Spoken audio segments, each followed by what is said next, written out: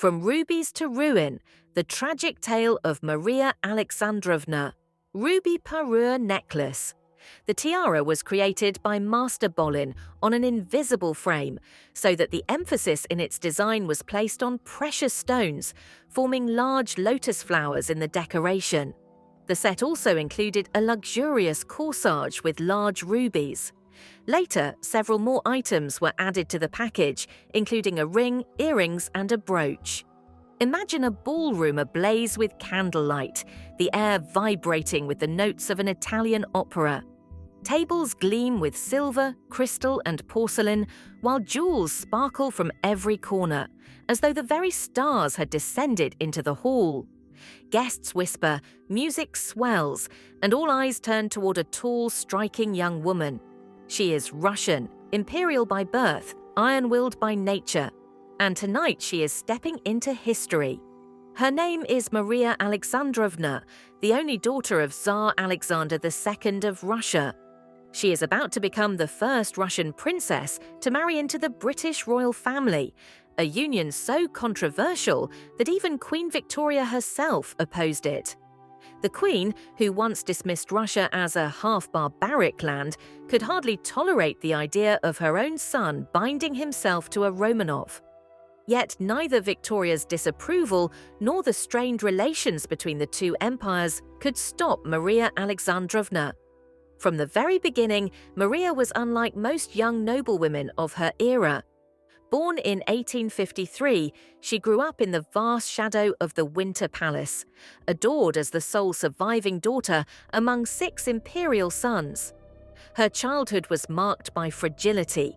An illness nearly claimed her life at 7, but that near brush with death only seemed to harden her spirit. Where others saw a delicate girl, Maria grew into a tall, commanding presence. Her frame was sturdy, her gaze unwavering, her will unmistakable. She inherited not only the features of her brother, the future Alexander III, but also the temperament of a warrior. Contemporaries described her as a woman who could never be managed, only respected. Even her family sometimes found her exhausting, yet secretly admired her determination. And it was this same determination that would one day carry her into a stormy marriage, a hostile court, and an unshakable rivalry with the most powerful monarch of her time. When Prince Alfred, Duke of Edinburgh, second son of Queen Victoria, proposed marriage in 1873, the news shocked many across Europe. For centuries, Romanov brides had been sent to German principalities, not to the enemy island across the North Sea. The match offered Russia little political advantage, yet Maria wanted Alfred, and Alfred wanted her. Their affection overrode politics. Not even the formidable Queen Victoria could prevent it. Victoria, however, imposed one demand. The Russian princess must convert to Anglicanism. But here, too, Maria Alexandrovna stood firm. She would not abandon her Orthodox faith. Astonishingly, she won. Alfred refused to yield, and Victoria reluctantly accepted a daughter-in-law who entered Britain as an Orthodox Imperial Highness. The wedding in St. Petersburg in January 1874 was dazzling beyond imagination. After a solemn Orthodox ceremony, the couple repeated their vows in a Protestant service, symbolizing the uneasy union of 2 great dynasties. Envoys, generals, and aristocrats crowded the gilded halls, their uniforms and gowns heavy with gold, pearls, and diamonds. Opera singers serenaded the newlyweds as the banquet stretched long into the night. Maria's dowry alone was a spectacle. 70 magnificent gowns, 4 fur coats, including one of the rarest black sable, glittering sets of silver and gold, and endless linens. Most breathtaking of all was her jewellery. Among countless treasures of diamonds and pearls, one piece stood out, a ruby and diamond parure named the Lotus Flower. Commissioned by the famed Russian jeweller Bolin, the set featured Burmese rubies of the purest pigeon's blood colour, framed in a necklace, corsage ornament, and diadem. The design gave the illusion of flowers in bloom, shimmering as if alive under candlelight. It was a gift from her father, Tsar Alexander II, and Maria wore it with undisguised pride for the rest of her life. But beneath the glitter, tension already brewed. Alexander II was reluctant to see his only daughter leave Russia, and Queen Victoria was openly displeased with her new daughter-in-law. Two monarchs, two empires, and in the middle, a young woman determined to shape her own destiny. And so, with jewels packed, dowry secured, and heart resolute, Maria Alexandrovna prepared to leave the gilded palaces of St. Petersburg for the foggy streets of London, a land she already suspected she might never love. When Maria Alexandrovna first stepped onto English soil, she carried more than trunks of gowns and cases of jewels. She carried an aura that London society had never seen before. For centuries, the Russian court had been the wealthiest in Europe, a place where diamonds glittered more brightly than chandeliers, and rubies were as large as pigeons' eggs. Now, a daughter of that court arrived to live among the British, and she intended to show them what it meant to be a Romanov. Her very title caused uproar before she even settled in. By decree of her father, Alexander II, Maria retained the style of Her Imperial Highness. It was not a courtesy but a birthright, and it placed her above Queen Victoria's daughters, even above Alexandra of Denmark, the Princess of Wales and future Queen of England. In the delicate hierarchy of the royal court, this was nothing short of scandal. Victoria bristled, her daughters fumed, and courtiers whispered, "How dare a foreign princess claim precedence in the land of Britain?" A compromise was eventually struck. Maria would be acknowledged as Her Royal Highness the Duchess of Edinburgh, but her Russian style, Imperial Highness, would not be stripped away. This meant that in ceremonies, she often walked before Victoria's daughters, a subtle reminder that she came from an empire older, richer, and grander than Britain's. For Queen Victoria, who controlled her family with an iron grip, this was an unbearable humiliation. And yet, Maria Alexandrovna thrived on the tension. She was no timid bride, but a woman of commanding presence, tall, full-figured, with an expression that brooked no nonsense. She did not bend to please, she demanded respect.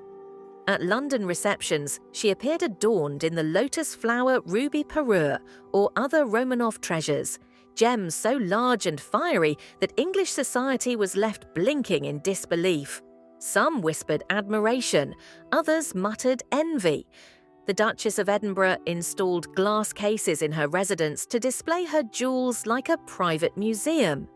To the British, whose royal family prided itself on restraint, this seemed extravagant, even provocative. But to Maria, it was a statement.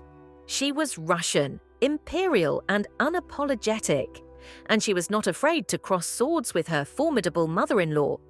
Queen Victoria, a woman accustomed to absolute obedience within her family, quickly discovered that her Russian daughter-in-law was not one to be cowed. One evening in Scotland, at the chilly castle of Balmoral, Maria ordered fires lit in her chambers to combat the damp cold. When she left the room, Victoria stormed in herself, commanded the servants to throw water on the flames, and flung open the windows to let in the icy air. The message was clear. In this house, only the Queen's will prevailed, but the Russian Duchess was not intimidated. If anything, such petty battles only steeled her resolve. To the outside world, however, Maria Alexandrovna's position was precarious. Many English women resented her displays of wealth, whispering that she was arrogant, aloof, and disdainful of British ways. Yet others, particularly those who had seen the magnificence of the Russian court, admitted privately that the Duchess had simply raised the standard of what true grandeur looked like. Maria herself was unenthused by her new homeland. To her, London was a dreary, narrow-streeted city, suffocating compared to the wide imperial boulevards of St. Petersburg. The palaces, Windsor, Buckingham, Osborne, seemed dull, even shabby, beside the Winter Palace's icy brilliance. She wrote to her mother, Empress Maria Alexandrovna of Russia, calling English food dreadful, the social hours exhausting, and the endless visits to Windsor unbearably tedious. She endured, but she did not belong. England might have been her husband's country, but it would never be hers. And perhaps that was why she leaned so heavily on her jewels, her gowns, her ceremony. Each ruby and diamond was not merely decoration, it was defiance. With every glittering appearance, Maria Alexandrovna seemed to say, "I am Russian, I am imperial, and I will not be diminished." But defiance has a cost. Behind the glittering facade, the Duchess's marriage began to fray. Alfred, once enamored with his strong-willed bride, grew weary of her pride and her disdain for his homeland. In time, infidelity crept into the union, and shadows fell over their once radiant household. For now, though, London still buzzed with her name. She was the Russian princess who challenged Queen Victoria, who displayed gems like an empress, and who dared to walk ahead of Britain's own daughters. A woman both admired and despised, Maria Alexandrovna had secured her place as one of the most fascinating and most controversial figures of Victorian high society. By the 1880s, it was clear Maria Alexandrovna would never be truly at home in Britain. London society continued to regard her as an outsider, while Queen Victoria maintained her frosty disapproval. To Alfred, her husband, this tension became exhausting, and when fortune turned, granting Alfred a new inheritance, both seized the chance to leave the grey skies of England behind. In 1893, Alfred's childless uncle, Ernest II, Duke of Saxe-Coburg and Gotha, died, leaving his title and lands to Alfred. The English prince became a German duke, and Maria Alexandrovna, Duchess of Edinburgh, was now also Duchess of Saxe-Coburg and Gotha. For Maria, it was liberation. Gone were the narrow London streets and suffocating royal protocols of Britain. In Germany, she presided over her own court, her own household, her own destiny. She was mistress at last, not an unwelcome guest in someone else's palace, but sovereign lady of her own domain. Letters and accounts from the time reveal her sense of triumph. In Coburg, she ordered, arranged and ruled with the same iron will that had unsettled the English court. And yet, freedom came with sorrow. Her marriage to Alfred had long since soured. At first, he had adored her, dazzled by the fiery Russian princess who had defied both their families to marry him. But the years brought quarrels, weariness, and finally betrayal. Alfred's wandering eye led him into affairs, leaving Maria to wrestle with humiliation in private. Proud as she was, she never allowed the cracks of her marriage to be displayed to the world. Instead, she wrapped herself in dignity, determined never to be pitied. More painful still was the tragedy of her only son. Alfred, the heir, was a boy of difficult temperament, restless, reckless, and resistant to discipline. He grew into a man who could not escape scandal. By the time he reached his 20s, his wild living had taken its toll. Reports of illness circulated, whispers of a scandalous duel, and finally the grim truth. Alfred Jr. was gravely ill. In 1899, he died, barely 24 years old. The blow was devastating. Maria Alexandrovna mourned deeply, her grief compounded by her husband's cruelty. Rather than stand beside her in sorrow, Alfred blamed her. He accused Maria of failing to raise their son properly, of indulging him too much, of being too soft, or perhaps too overbearing. To lose a child is a wound from which few recover. To be blamed for it by one's own husband was salt poured into that wound. For weeks, perhaps months, Maria withdrew into mourning. She wept, she prayed, she isolated herself. But Maria Alexandrovna was not a woman built for despair. Slowly, she re-emerged, directing all her maternal energy toward her three daughters, Marie, Alexandra, and Victoria Melita. The sisters adored their mother, and she in turn shaped their destinies with the same force of will that had guided her own. She encouraged marriages not just of duty but of strength. perhaps hoping her daughters might find the happiness that had eluded her. Yet even here, fate played a cruel hand. Victoria Melita, her headstrong and passionate daughter, divorced her first husband and remarried, this time to a cousin, Grand Duke Kirill of Russia. The match caused a scandal in St. Petersburg, enraging Nicholas II and his wife, Alexandra Feodorovna.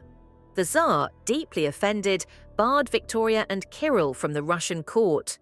For Maria Alexandrovna, it was yet another wound, another rift within her family. Then, in 1900, Alfred himself died, only 45 years old. With his passing, the duchy passed not to Maria's children, her only son was already in the grave, but to a nephew. Once again, Maria was displaced, a widow at 46, forced to step aside while others inherited. She moved with her daughters to Bavaria, carrying her memories, her jewels, and her unbroken pride. And though she sometimes dreamed of returning to Russia, the wide avenues of St. Petersburg, the palaces of her youth, the way was closed.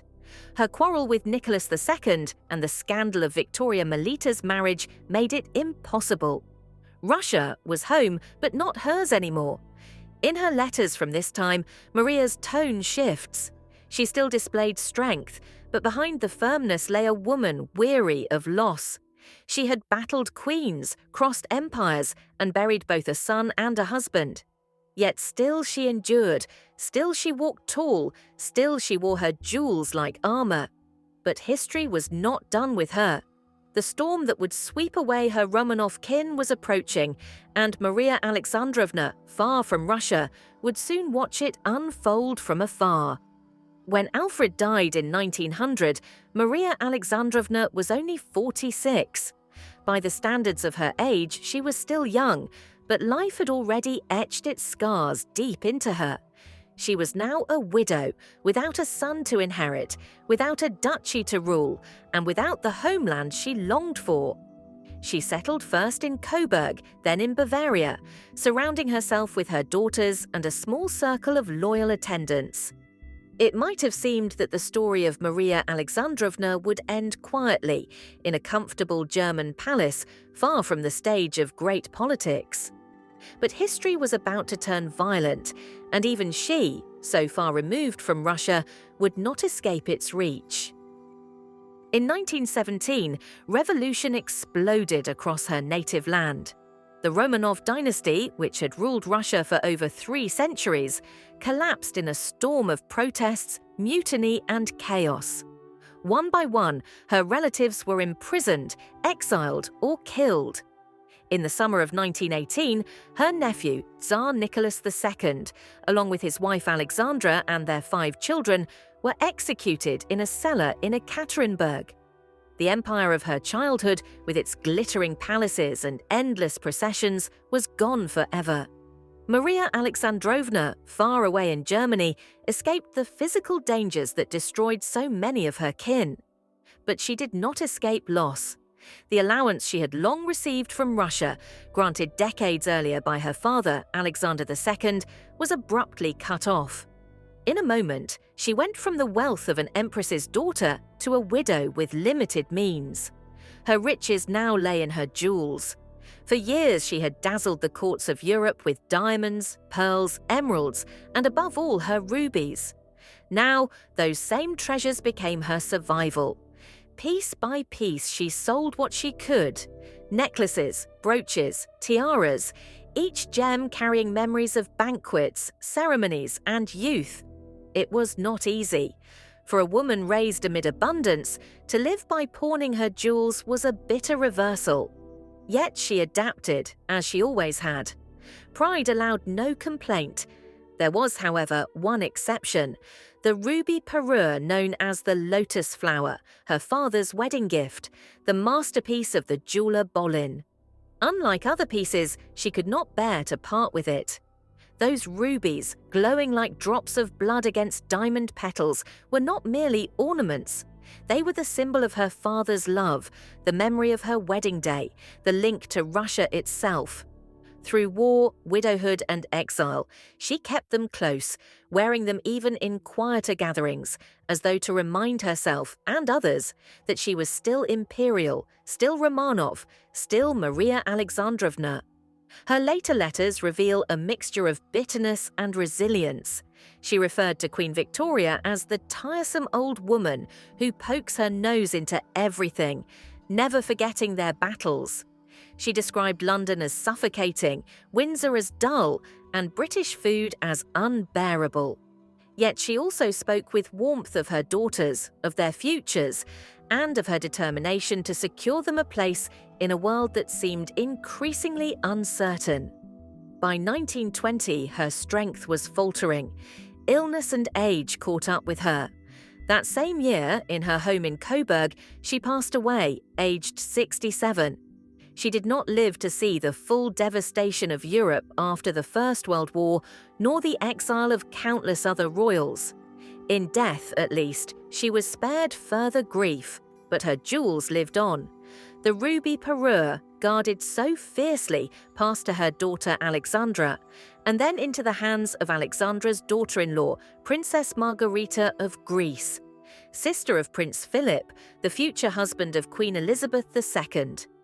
For a time, the fiery rubies still glittered in European courts, linking generations of royalty. Yet even jewels cannot escape the hunger of history. Eventually, the parure was broken apart, its perfect Burmese rubies replaced, altered, diminished. By 2006, it surfaced at auction in fragments, a shadow of the masterpiece it once was. The lotus flower that had once set St. Petersburg ablaze with colour was no more, scattered like the Romanovs themselves. And so Maria Alexandrovna's story closes not in triumph, but in fragments.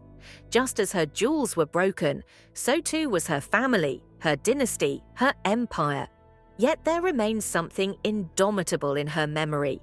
She was the Russian bride who defied Queen Victoria, the Duchess who would not bow, the Empress's daughter who wore her rubies as armour. Even now, her life sparkles like those Burmese gems, brilliant, unyielding, unforgettable.